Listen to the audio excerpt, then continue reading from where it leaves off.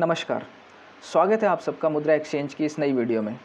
हमें उम्मीद है कि हमारी लास्ट वीडियो जो क्रिप्टो बेयर मार्केट के बारे में थी आपके लिए इन्फॉर्मेशनल रही होगी, और अगर आपने वो वीडियो नहीं देखी है तो आपको डिस्क्रिप्शन बॉक्स में उस वीडियो का लिंक मिल जाएगा, आप उस वीडियो को ज़रूर देखें।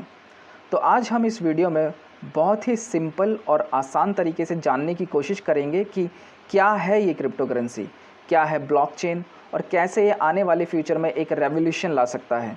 क्या होता है बिटकॉइन और आखिर इसके प्राइस कैसे ऊपर नीचे जाते हैं। माइनर क्या होते हैं, माइनिंग क्या होती है और पीयर टू पीयर नेटवर्क क्या होता है और ये कैसे काम करता है। तो ये वीडियो एंड तक ज़रूर देखें, क्योंकि इस वीडियो में आज हम आपको इन सारे सवालों के जवाब देने की पूरी कोशिश करेंगे, वो भी एक ऐसे आसान एग्जाम्पल के साथ जो एक छोटा बच्चा भी समझ सके। तो इन सारे टॉपिक्स को समझने के लिए हम एक एग्जाम्पल की हेल्प लेंगे। मान लीजिए कि दो दोस्त हैं, एक का नाम है बंटी और दूसरे का नाम है बबली। बंटी ने बबली से 10 रुपये का कोई सामान खरीदा और उसे 10 रुपये देने की जगह उससे बोला कि मैं तुम्हें एक 10 रुपये का एप्पल दे देता हूँ। अब बंटी और बबली ने सोचा कि चीज़ें सिंपल रहनी चाहिए, हिसाब में गड़बड़ी ना आए। दुनिया डिजिटल हो रही है तो हो सकता है कि कल को हम दोनों भी दूर हो जाएं। तो उन्होंने उस एप्पल को डिजिटल एप्पल में कन्वर्ट करने के बारे में सोचा। अब उस एप्पल का डिजिटल वर्जन तो बनाया जा सकता है, पर उसमें भी एक प्रॉब्लम है, और वो प्रॉब्लम ये है कि वो एप्पल डिजिटल है। उसे कोई भी कॉपी पेस्ट कर सकता है, उसकी हज़ारों कॉपीज़ बनाई जा सकती हैं, उसे कहीं पे भी अपलोड किया जा सकता है और किसी को भी भेजा जा सकता है। तो दोनों दोस्तों ने उसका एक सॉल्यूशन निकाला और ये करा कि ये जो बंटी और बबली की डिजिटल एप्पल की ट्रांजैक्शन हुई उसे एक कंप्यूटर में एक डॉक्यूमेंट में सेव करा दिया। बंटी ने बबली को एक एप्पल दिया, ये ट्रांजैक्शन एक कंप्यूटर के अंदर एक डॉक्यूमेंट के अंदर लिख दी गई कि बंटी ने बबली को एक एप्पल दिया। ये ट्रांजैक्शन जिस डॉक्यूमेंट में नोट होगी उस डॉक्यूमेंट को हम लेजर कहते हैं। अब ये जो लेजर है ये कोई एक इंसान मेंटेन कर रहा है, और वो इंसान एक की जगह 10 लिख सकता है, 100 लिख सकता है, या जो उसका मन करे वो लिख सकता है। तो इस प्रॉब्लम को सॉल्व करने के लिए एक रेवोल्यूशनरी सॉल्यूशन आया कि क्या हो अगर इस डॉक्यूमेंट को एक इंसान की जगह हर किसी कंप्यूटर में सेव कराया जा सके, और हर कंप्यूटर में हिसाब हो कि टोटल डिजिटल एप्पल्स कितने हैं, बंटी के पास कितने बचे हैं, बबली के पास कितने डिजिटल एप्पल हैं। अगर बंटी ने बबली को कुछ एप्पल्स में से एक एप्पल दिया तो बबली के पास टोटल कितने एप्पल हुए और बंटी के पास कितने एप्पल बचे।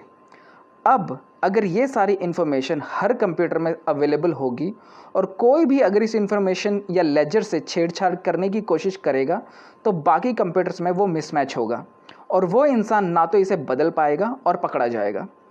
अब हम इन दोनों दोस्तों के एग्जाम्पल को लेके अपने सारे कॉन्सेप्ट्स एक एक करके क्लियर करेंगे। अब सबसे पहले हम बात करेंगे क्रिप्टो करेंसी की। अब ये जो डिजिटल एप्पल्स थे जो बंटी और बबली ने शेयर करे, ये एक तरह की क्रिप्टो करेंसी हो गई। क्रिप्टो का मतलब सीक्रेट और करेंसी का मतलब जो सर्विसेज और गुड्स खरीदने के लिए जिस चीज़ का आप यूज़ कर सकें उसे करेंसी कहते हैं। तो इसे आप एक तरह की सीक्रेट करेंसी या प्राइवेट करेंसी कह सकते हैं। आपने इवन बहुत तरीके के क्रिप्टो करेंसी का नाम भी सुना होगा, जैसे कि bitcoin, Dogecoin, Ethereum, Solana, Shiba Inu, etcetera etcetera. अगर आपको इनमें से कोई भी क्रिप्टो करेंसी में इन्वेस्ट या ट्रेड करना है तो आप मुद्रा एक्सचेंज की ऐप से भी कर सकते हैं, जो गूगल प्ले स्टोर पे अवेलेबल है। और अब जो ये क्रिप्टो करेंसी का लेजर है, इसे ना जाने कितने ही लोग अपने कंप्यूटर में मेंटेन कर रहे हैं, और जिस नेटवर्क पे ये सारी ट्रांजैक्शंस हो रही हैं इस नेटवर्क को पीयर टू पीयर नेटवर्क कहते हैं, मतलब person to person network. Peer to peer मतलब बहुत सारे लोग बहुत सारे कंप्यूटर्स पे मिलकर उस लेजर को मेंटेन कर रहे हैं, इसलिए किसी एक इंसान के लिए या कुछ लोगों के लिए इस नेटवर्क के साथ छेड़छाड़ कर पाना ऑलमोस्ट इम्पॉसिबल है।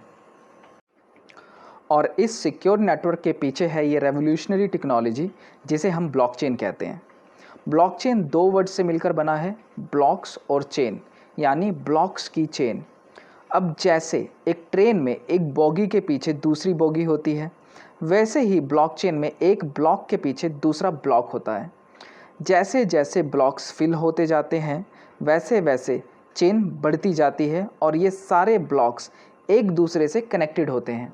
ये सारे ब्लॉक चेन हर एक कंप्यूटर में ट्रांसपेरेंट होते हैं और ऐसे में अगर कोई चीट या हैक करने की कोशिश करे तो उसे वो सारे कंप्यूटर्स जिनमें ये ब्लॉक्स मेंटेन हैं उनको एक साथ हैक करना होगा, जो कि ऑलमोस्ट इम्पॉसिबल है।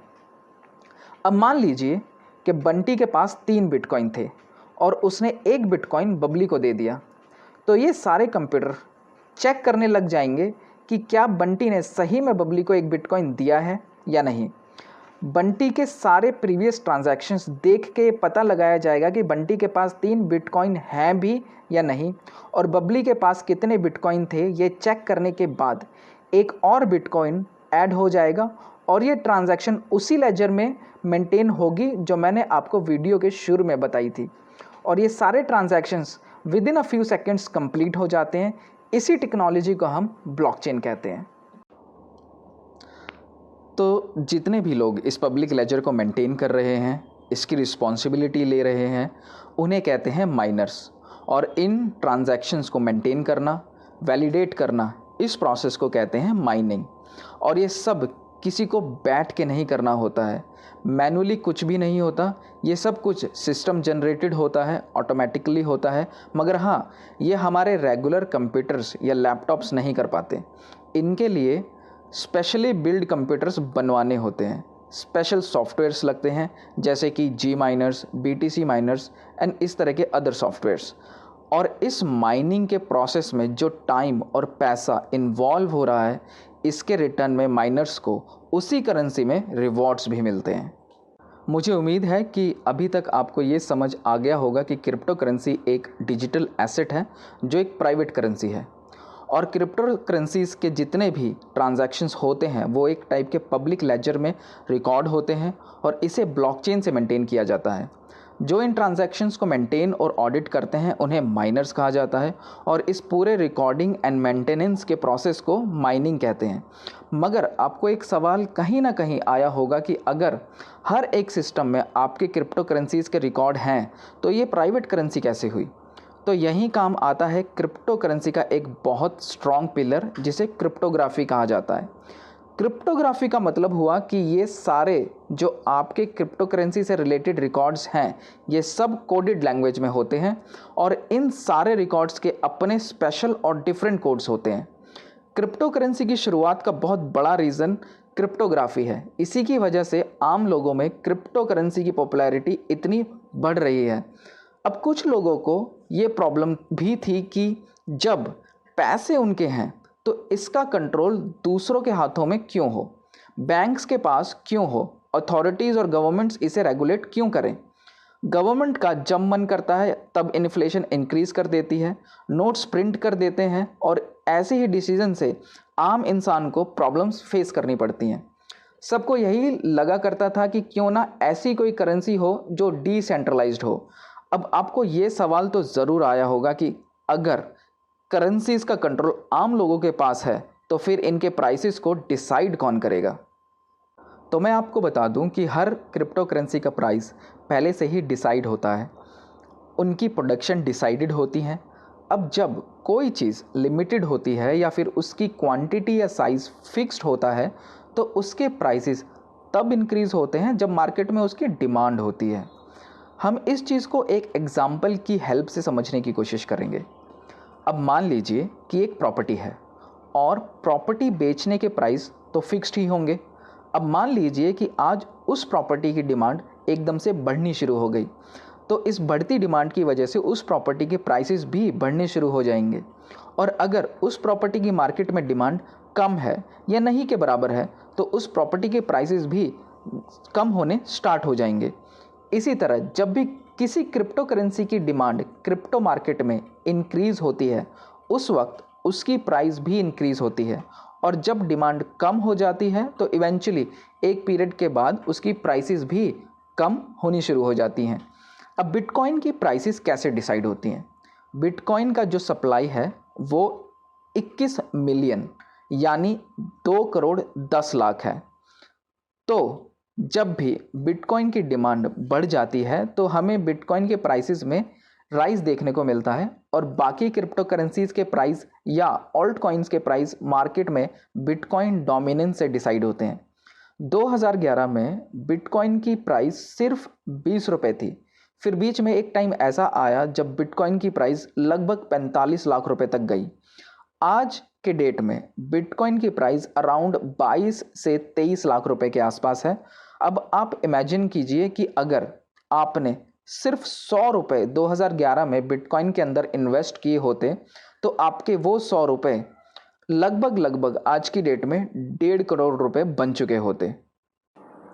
न्यूज़, कंपनीज के डिसीजन और इन्वेस्टर्स का माइंडसेट, ये सब भी क्रिप्टो करेंसी के प्राइसेस को इफ़ेक्ट करते हैं।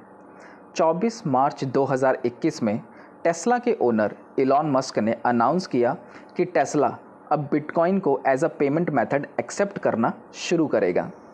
इसकी वजह से बिटकॉइन की डिमांड उस वक्त काफ़ी ऊपर तक गई और उसी की वजह से बिटकॉइन के प्राइसेस भी काफ़ी ऊपर तक गए।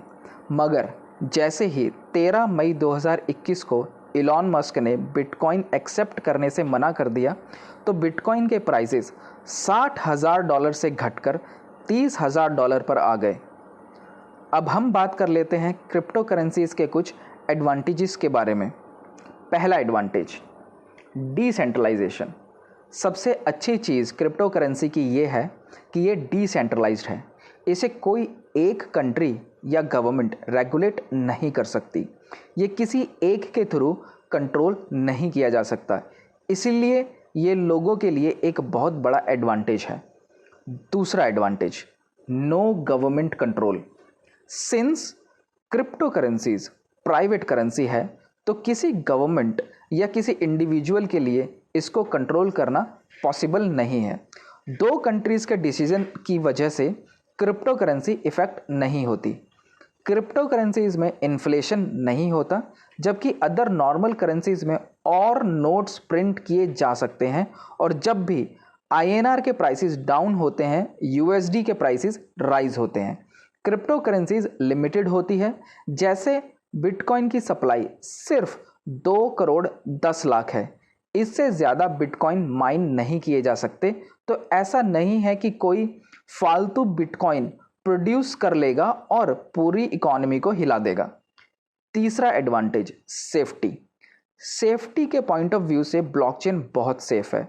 आने वाले टाइम में ब्लॉकचेन को यूज़ करके education sector, health care sector, data management और ऐसे ही कई सारे सेक्टर्स में ब्लॉकचेन टेक्नोलॉजी को यूज़ किया जाएगा।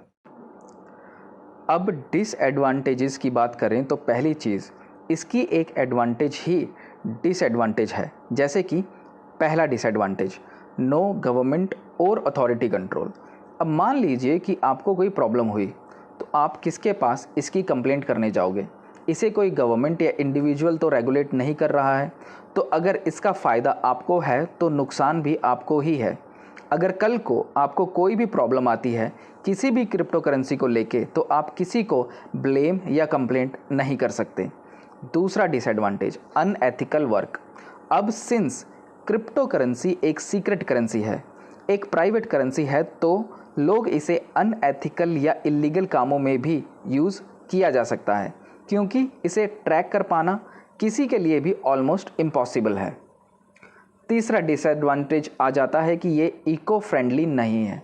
अब माइनिंग का जो प्रोसेस है ये इको फ्रेंडली नहीं है।